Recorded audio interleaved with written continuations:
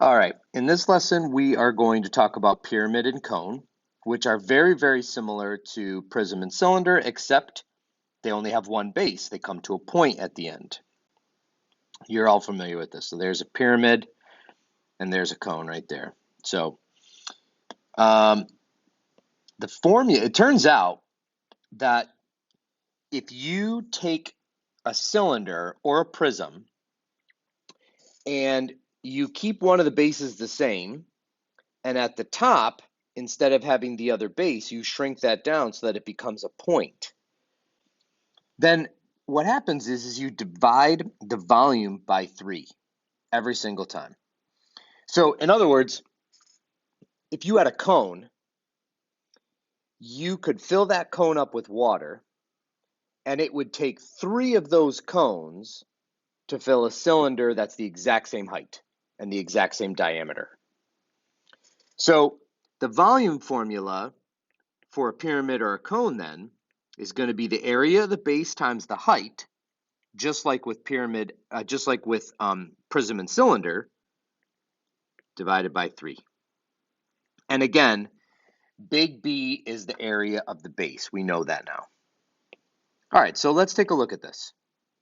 So we're going to calculate the volumes here. So we're going to go through a very similar process to what we did last time. So my overall height of my object here is 18. This has a square base, as many pyramids do. So my base is going to be 10, little b, and my little h, or the height of my base, is going to be 10. Volume formula is area of the base times the overall height divided by 3. My base in this case is a square, so that's going to be base times height. My base is going to be 10 times 10, or 10 squared. So my base is 100. When I go to put that into my formula, I have the area of the base, we now know is 100, times the overall height of the object, which is 18, but this time we're going to divide by 3. And so the volume here ends up being 600 centimeters cubed. With this cone problem, I wanted to point out something that happens sometimes when we're dealing with cones and perimeters. So with a cone, we have a circular base, which means the area of my base is going to be pi r squared. It's going to be a circle. So I know I need r, and I have it. R is 5.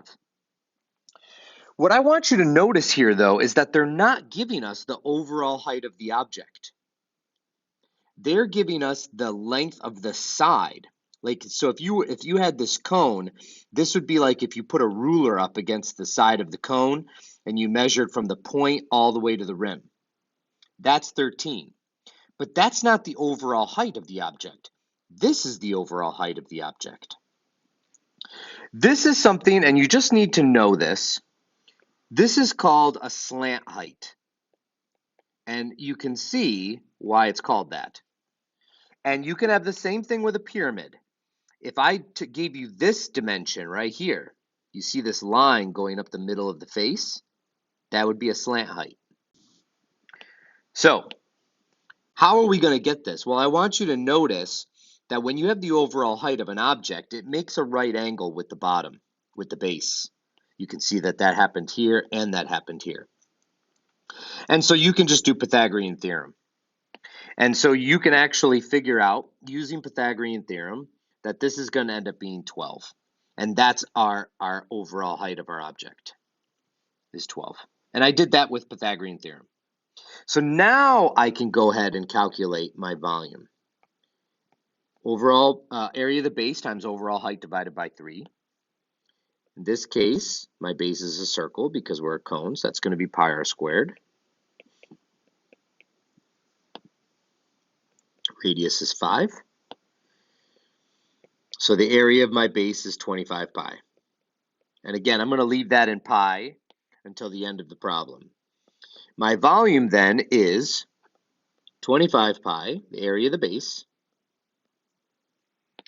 times the overall height, which we now know is 12, divided by 3, which turns out to be 100 pi.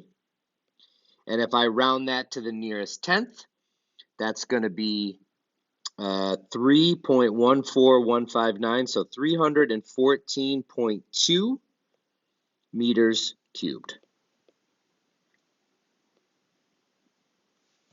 And so there you have pyramid and cone.